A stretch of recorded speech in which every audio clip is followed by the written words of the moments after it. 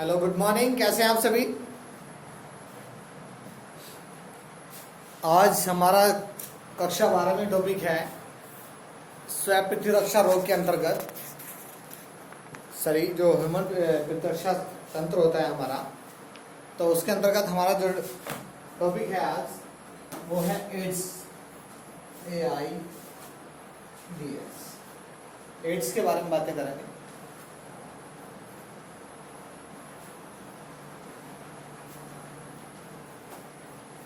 HIV ads भी बोल सकते हैं आप, ठीक है। तो एड्स की बात करें तो सबसे पहले एड्स का पूरा नाम क्या होता है उसके बारे में बातें करेंगे। तो एड्स का पूरा नाम होता है acquired immuno deficiency syndrome. Acquired immuno deficiency syndrome, या हिंदी में बोलते हैं इसको उपार्जित प्रतिरक्षा न्यूनता संलक्षण।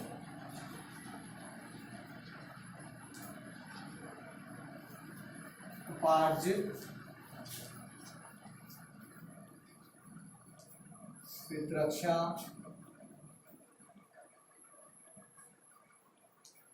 न्यूनता संलक्षण, ठीक है। ये इसका हिंदी में नाम है किसका? एड्स का। और एक्वायर्ड इम्यूनो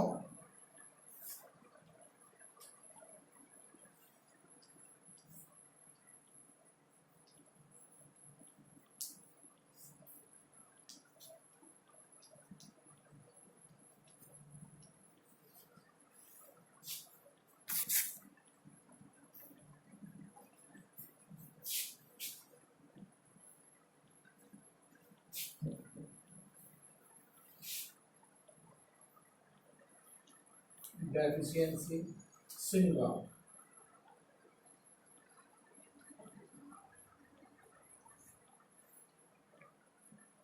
इसको हिंदी में इस प्रकार से बोलते हैं उपार्जित प्रतिरक्षा न्यूनता संलक्षण या एक्वायर्ड इम्यूनो डेफिशिएंसी सिंड्रोम, ठीक है। तो जैसे कि नाम से लिखा हुआ है कि HIV एड्स, यानी कि यदि एड्स के बारे में बात करें तो एड्स किसके कारण होता है? यानी कि HIV वायरस के कारण। HIV का नाम क्या है? Human immuno virus.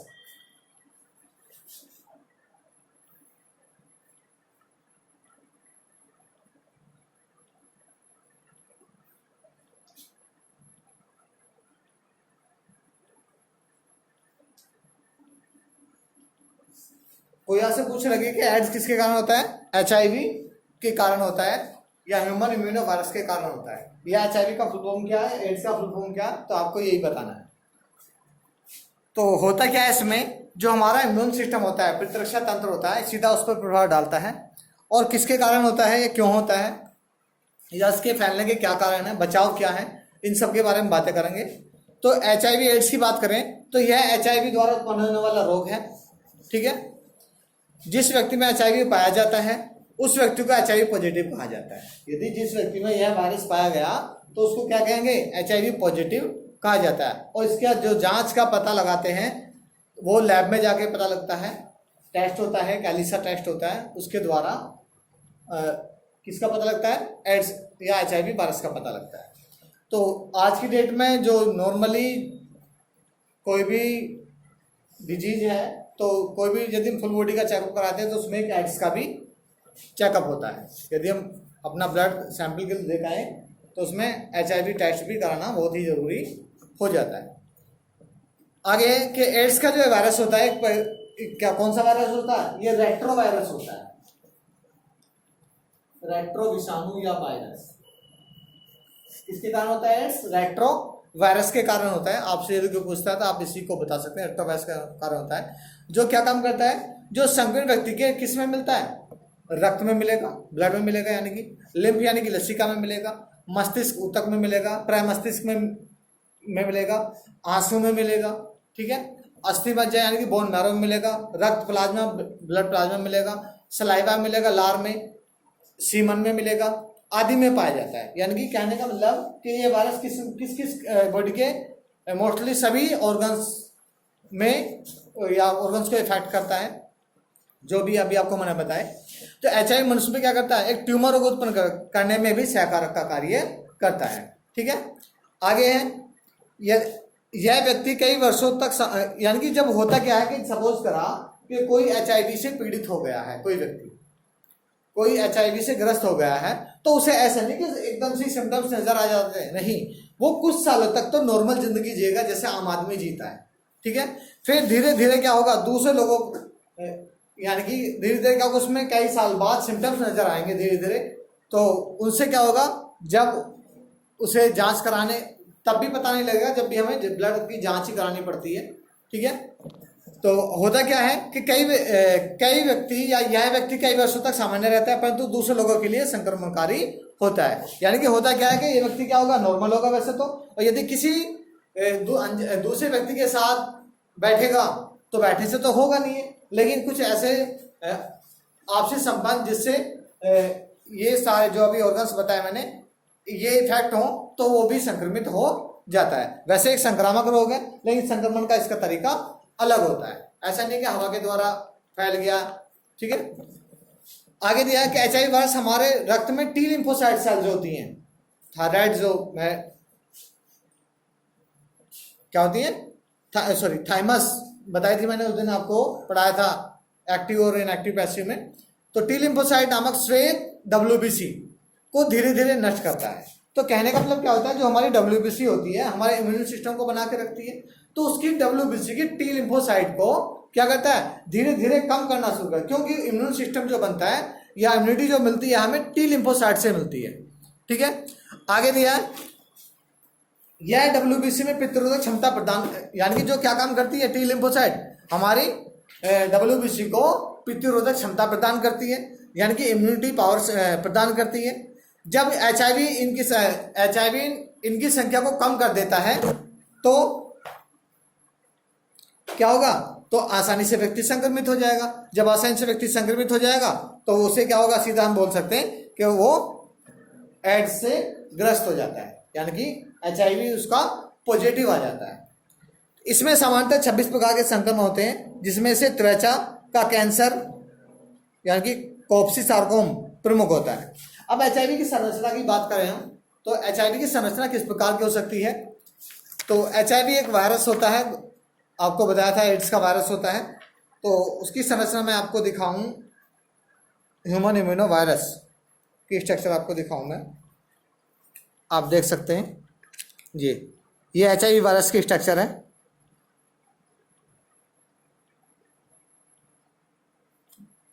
ठीक है। तो संरचना की बात करें HIV वायरस की, सबसे बाह्य संरचना जो क्या होती है, वो फास्फोलिपिड की बनी होती है। किसकी बनी होती है, फास्फोलिपिड की बनी होती है, यानी कि गोल आकार का होता है इस तरह से।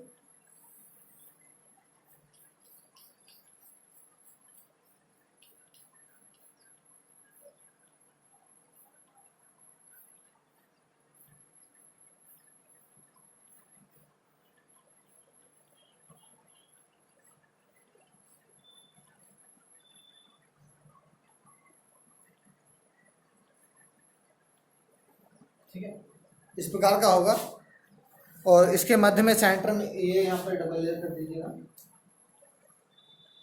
इसके मध्य में सेंटर में क्या होता है, सिंगल स्टैंडर्ड क्या होगा, RNA होगा, क्योंकि वायरस है, विषाणु में RNA पाया जाता है।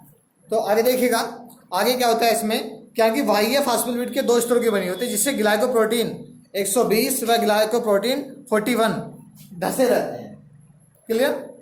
वायरस के केंद्रीय भाग में एक सूत्रीय RNA दो अणुओं में पाए जाते हैं, यानी कि सिंगल स्टैंडर्ड ये जो होता है ये सिंगल स्टैंडर्ड RNA होता है, जो जिसके क्या होते हैं, दो अणु पाए जाते हैं जिसमें, ठीक है, जिसमें रिवर्स ट्रांसक्रिप्शन एंजाइम अणु जुड़े होते हैं।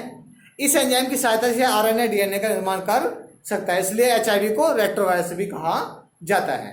यानी कि किसके कारण कहा जाता है कि इसमें दो अणु, यानी कि ये क्या कर सकता है, रिवर्स ट्रांसक्रिप्शन अणु, ट्रांसक्रिप्टेज एंजाइम अणु जुड़े होते हैं, जिससे कि सहायता से क्या होता है, RNA तथा DNA का निर्माण करने में भी ये सहायक होता है।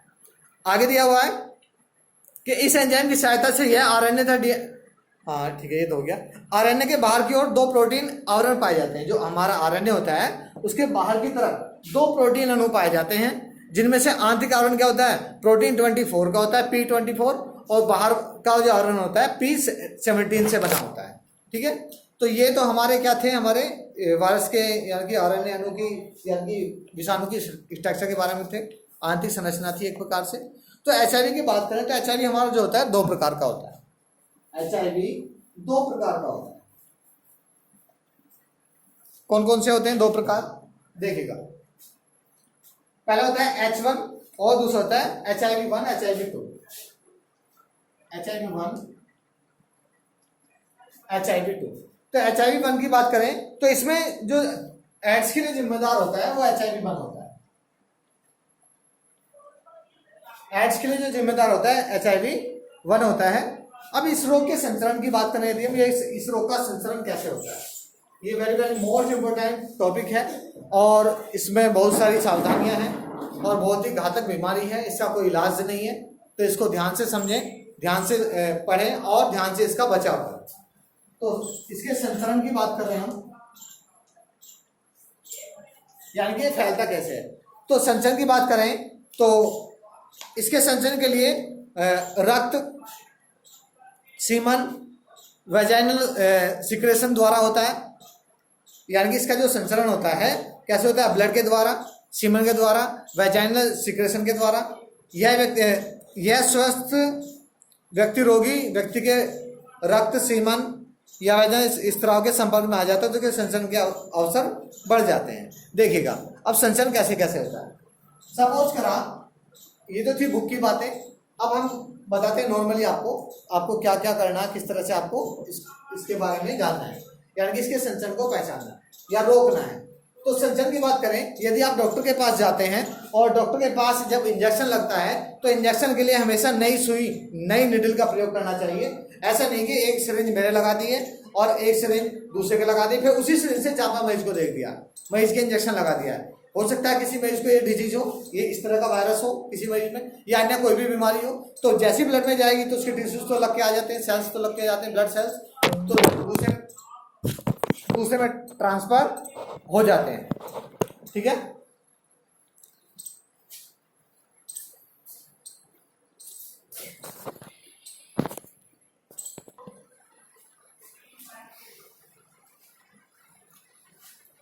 आगे दूसरा टॉपिक है यानी कि सुई द्वारा। पहले लिख सकते हैं कि इसका संचरण कैसे होता है, कि सुई द्वारा। सुई द्वारा बताया आपको मैंने कि डॉक्टर, आपने देखा होगा पहले कि जब डॉक्टर थे वो अपने जो निडल है, जो डिस्पोवैन होती थी वो कांच की होती थी और उसको गर्म पानी में डाल के रखते थे, बॉईल करके रखते थे। जैसे कोई मरीज आता था तो उसी सुई से सभी को इंजेक्शन लगा दिया करते थे। लेकिन उनका तरीका सही था कि बॉईल, जब वो उसको गर्म पानी में डालते थे उसके जो बैक्टीरिया, विषाणु वगैरह जो भी लगते थे किसी चीजें, वो डेड हो जाते थे और यानी कि उसको क्या वो स्टेलाइज कर लेते थे गर्म पानी से करके, उसके यानी कि बैक्टीरिया वगैरह को यानी फंगस वगैरह को या विषाणु वगैरह को नष्ट कर देते थे। लेकिन आज की डेट में 1 रुपए की निडल आती है मात्र, ज़्यादा की नहीं होती है। इसलिए आपको ध्यान रखना चाहिए कि हमें जो निडल है वो नई यूज़ करी गई है या पहले किसी के यूज़ करी से इंजेक्शन लगाया जा रहा है। दूसरी की बात करें, दूसरा रक्त आधान, यानी कि ब्लड, रक्तदान करते हैं, अगर रक्त लेते हैं या देते हैं। तो यदि हम रक्त ले रहे हैं, यदि हम रक्त डोनेट कर रहे हैं, रक्तदान कर रहे हैं, तो रक्तदान जब आप रक्त डोनेट करते हैं, किसी को दान करते हैं, तो रक्तदान करने से पहले आपकी सारी जांचें फ्री में हो जाती हैं। बॉडी के अंदर फुल जो ब्लड से रिलेटेड जांच होती है आपकी, उसमें एक HIV भी होता है, वो सारी जांचें आपकी फ्री में हो जाती हैं और आपको पता लग जाता है कि हमारे बॉडी को डिजीज है या नहीं है। यदि आपके अंदर इस तरह की बीमारी होगी तो उस ब्लड को नहीं देते हैं। ठीक है, तो रक्त आधान में यानी कि ऐसा नहीं होना चाहिए कि किसी को ब्लड है, ये HIV पॉजिटिव है, उसका हम ब्लड लेने लगे तो उससे भी ये संक्रमण का खतरा बढ़ जाता है। तीसरा अंग प्रत्यारोपण में,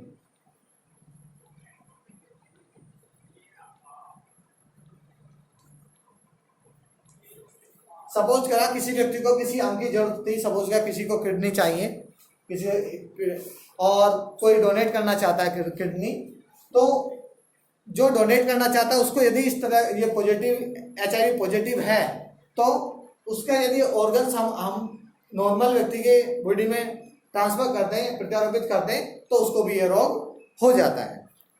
अगला क्या है, किसी बच्चे की माँ को है, माँ को HIV है तो उसके बच्चे को भी ये उसमें ट्रांसफर हो जाता है। और है, हाँ, नंबर 4 है,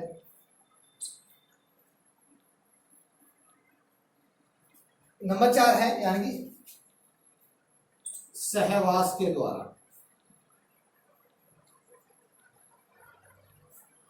ठीक है, जब हम किसी अनजान व्यक्ति से लैंगिक संपर्क स्थापित करते हैं और उस अनजान व्यक्ति में HIV पॉजिटिव है तो जिसको क्या बोलते हैं, सहवास बोलते हैं, यानी कि मैथुन क्रिया बोलते हैं। तो उसको भी जिसको नहीं है, दोनों में से जिसको नहीं है तो एक दूसरे को ट्रांसफर हो जाएगा। तो इसके लिए बहुत सारी विधियां हैं, बहुत सारे उपाय हैं। तो आपको इन चीज़ों का ध्यान रखना होगा कि सुई को नहीं यूज करना होगा, नई ड्रिल यूज करनी होगी आपको, संक्रमित सुई को यूज नहीं करना है। रक्तदान यदि ब्लड आपको रिक्वायरमेंट है तो HIV नेगेटिव होना चाहिए वो।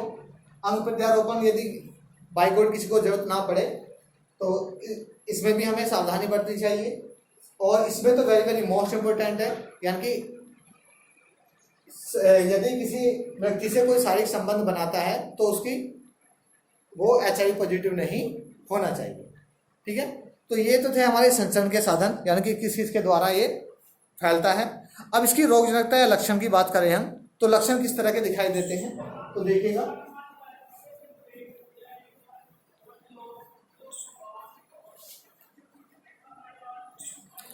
देखिएगा लक्षण में क्या होता है। इसमें जब ये वायरस हमारी बॉडी में एंटर कर जाता है, पहुंच जाता है, तो मैंने आपको बताया था कि टी लिम्फोसाइट सेल्स जो होती हैं उन पर सीधा अटैक करता है। क्यों? क्योंकि वो इम्यूनिटी सिस्टम को बना के रखती हैं।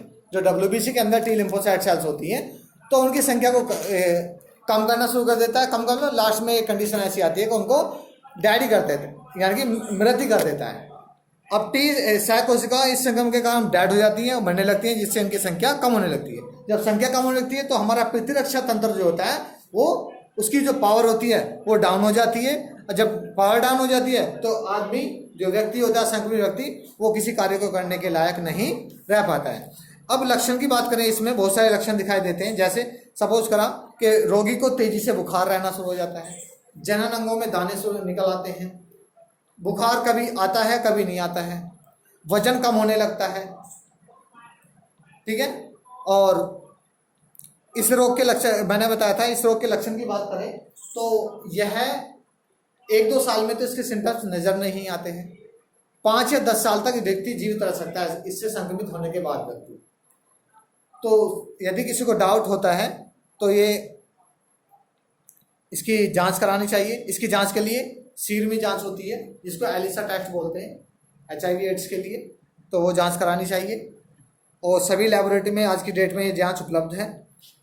और आगे इसके बारे में बात करें तो एड्स जो दिवस होता है वो 1 दिसंबर को मनाया जाता है।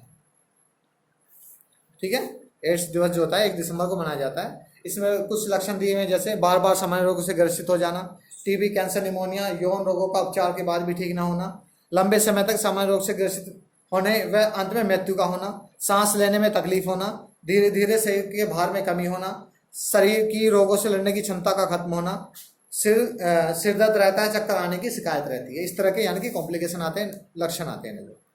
जांच के लिए लिखा हुआ है इसमें एलिसा परीक्षण होता है, एलिसा टेस्ट होता है जिसमें ब्लड का सीरम जो होता है, एक किट होती है, लार परीक्षण भी होता है। ठीक है, तो बचाव की बात करें तो इसके बचाव में क्या होगा, मैंने संचरण में बताया था। बचाव में निर्जमीकृत सुई का उपयोग करना चाहिए, यानी कि निर्जमीकृत का मतलब स्टेलाइज होने चाहिए, यानी कि उसमें संक्रमण नहीं होना चाहिए। रक्त ग्रहण करते समय उसकी जांच पूरी करनी चाहिए, HIV पॉजिटिव है या नेगेटिव है। यौन संबंधों को बनाते हुए सुरक्षा अपनानी चाहिए। वैश्यावृत्ति पर पूरी तरह रोक लगनी चाहिए।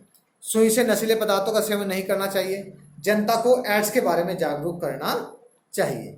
ठीक है, इसलिए हम एक दिन डिसाइड किया गया जागरूक करने के लिए, वो किया गया 1 दिसंबर। कोई आपसे क्वेश्चन आता है, कभी कभी पूछा जाता है कि एड्स दिवस कब मनाया जाता है, 1 दिसंबर को मनाया जाता है। तो ये थी हमारे एड्स के बारे में जानकारी। और